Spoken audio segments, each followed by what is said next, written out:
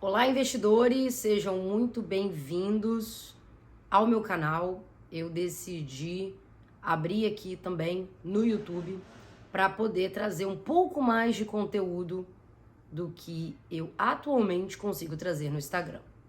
Bom, vou começar esse canal falando de um tema que vocês pediram e eu, particularmente, gosto muito. Antes de começar, então, deixa eu me apresentar novamente, caso você ainda não me conheça. Me chamo Laís Araújo, sou sócia da Portfel Consultoria, a consultoria financeira do Grupo Primo e também consultora de investimentos. O meu objetivo é trazer o máximo de conteúdo para vocês que sejam completamente aplicáveis no dia a dia, sem palavras muito difíceis, sem jargões do mercado e que possa realmente fazer com que vocês mudem a vida financeira de vocês.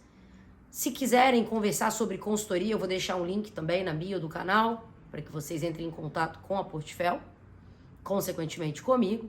Caso queiram apenas utilizar, usufruir desse conteúdo, fiquem à vontade. O meu objetivo aqui é fazer com que todo mundo possa crescer financeiramente e que a gente possa ter um Brasil com uma educação financeira muito mais avançada do que a gente tem hoje. Então, contem comigo quando vocês quiserem fazer um planejamento financeiro, quando vocês quiserem ter boas decisões financeiras com transparência e ética, pois essas duas últimas características são as características mais fortes que eu tenho aqui. Bom, então vamos falar sobre a decisão financeira.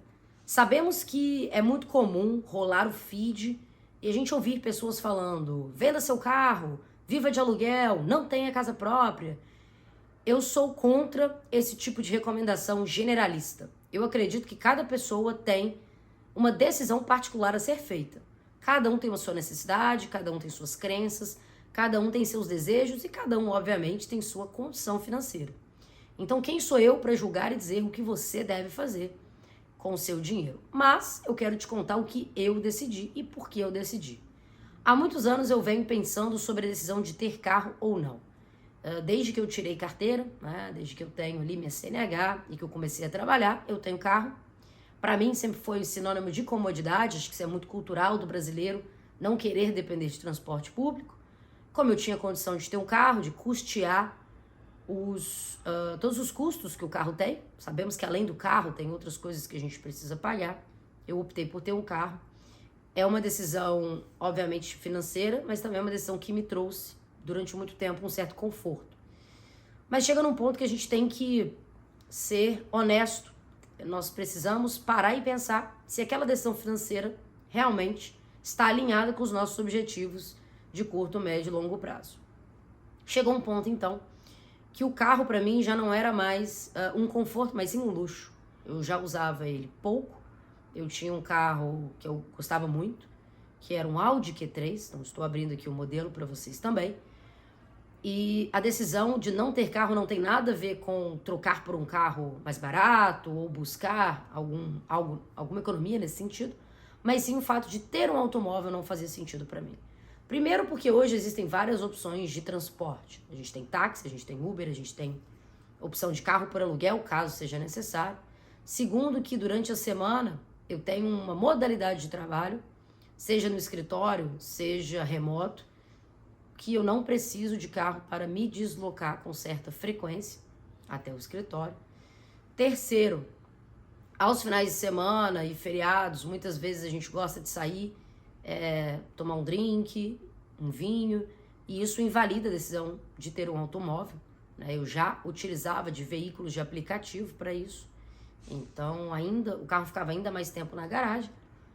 E eu gosto muito da modalidade a pé ou bicicleta, quando eu estou em locais que permitam esse tipo de transporte. A gente sabe que alguns lugares são perigosos. Enfim, sendo assim, resolvi vender meu carro.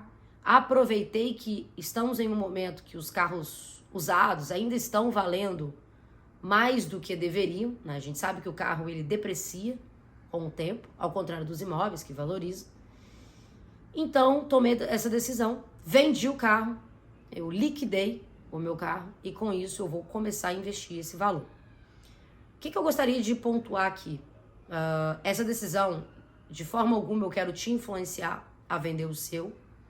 muito pelo contrário, como eu falei anteriormente, cada um tem uma decisão particular, mas eu te convido a pensar, eu te convido a fazer essa mesma reflexão que eu fiz há meses atrás. Será que eu realmente preciso?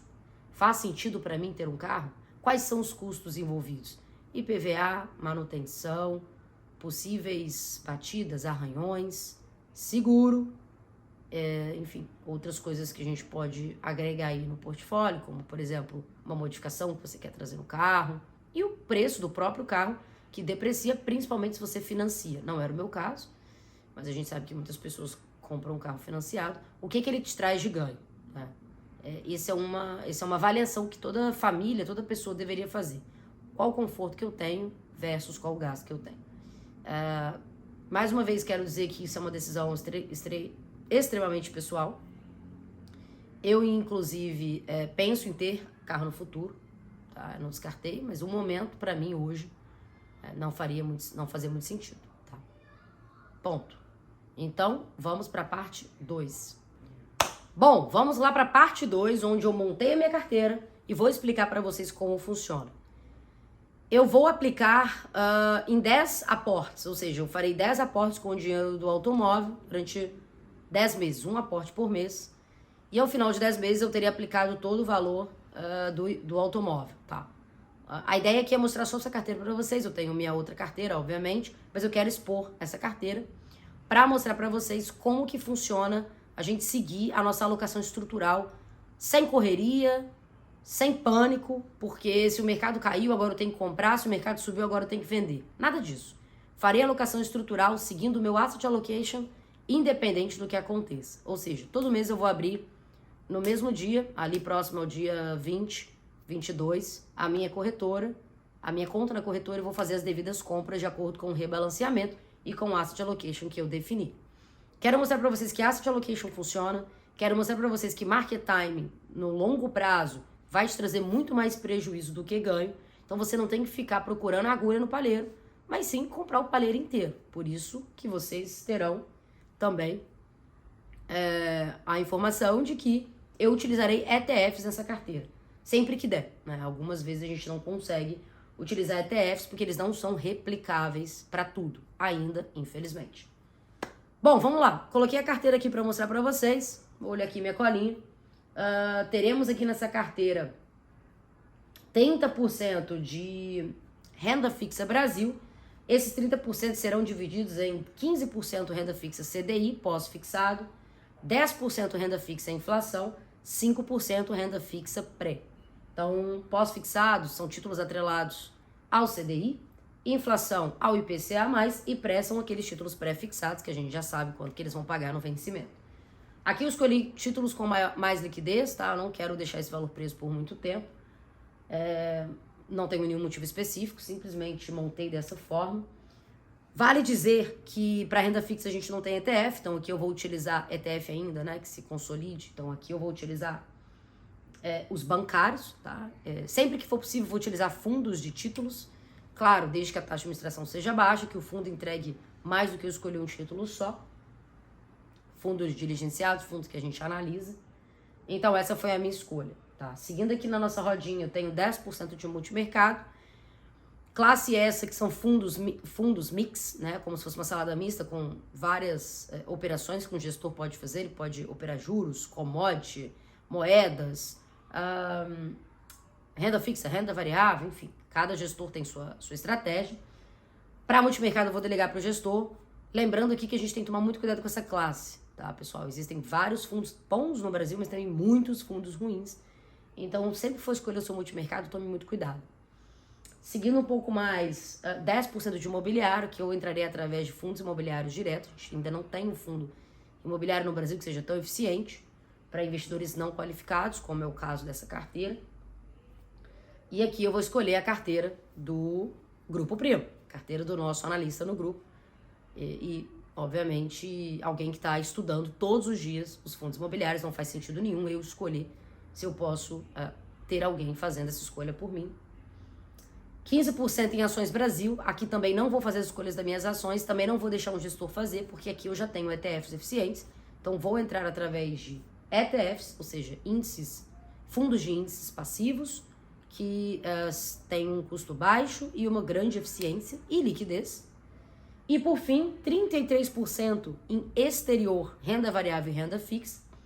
Desse 33%, uma minoria em renda fixa e uma maioria em renda variável. Vou entrar aqui em ETFs na Bolsa Americana. Lembrando que esses ETFs eles englobam ativos do mundo inteiro. Mas eu vou fazer a aplicação por ETFs que estão listados na Bolsa Americana. E 2% em cripto. Também ETFs, não vou entrar através de moeda. Então aqui eu tenho basicamente 35% exterior. Essa carteira, pessoal, é uma carteira extremamente agressiva, tá? Uma carteira desenhada para mim, por mim. Tenho conhecimento de mercado, sou certificada, tenho paciência, conheço o longo prazo, sei dos ativos que eu estou entrando e, melhor, mais importante, não preciso de liquidez para esse dinheiro. Bom, parte 2 é isso. Aqui está a minha carteira. Todos os meses eu vou aportar de acordo com o que ela tiver andado. Então, como é que funciona o rebalanceamento? Suponhamos aqui que mês que vem o multimercado subiu bem, foi para 13%. Eu tenho que fazer multimercado ser 10%. Né? Eu tenho, obviamente, uma planilha de cálculos, onde eu vou jogar o meu novo valor de aporte e a planilha vai me dizer aonde eu preciso rebalancear para que multimercado volte a ser 10%. E, obviamente, outras classes de ativo também vão andar. Tá? Então, é importante salientar aqui que nós já temos toda essa inteligência para trazer uma carteira rebalanceada para vocês. O que eu estou fazendo aqui com vocês, comigo, é exatamente o que nós, na Portfel, fazemos para os nossos clientes. Claro que essa carteira aqui é uma carteira desenhada, personalizada para mim, assim como personalizamos e desenhamos carteiras para os nossos clientes, de acordo com o objetivo de cada um. Por hoje é isso. Espero que tenham gostado do vídeo. Eu não consigo trazer esse tipo de conteúdo em outra rede. Realmente precisa ser aqui, onde a gente consegue falar com maior profundidade dos temas. Deixe aqui nos comentários se vocês têm alguma dúvida, se vocês querem algum assunto específico.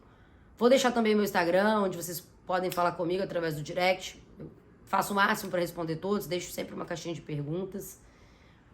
Convido vocês também a conhecerem a consultoria.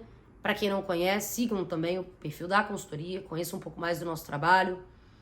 Quem quiser, quem tiver interesse em conhecer o modelo, deixei um link na minha bio para que vocês possam fazer inscrição e vão receber um contato ou meu ou de alguém do time informando como vai ser o trabalho da consultoria. E vejo vocês em todos os outros conteúdos, cursos, mentorias que o Grupo Primo oferece. No mais, muito obrigada e desejo a todos vocês uma excelente semana.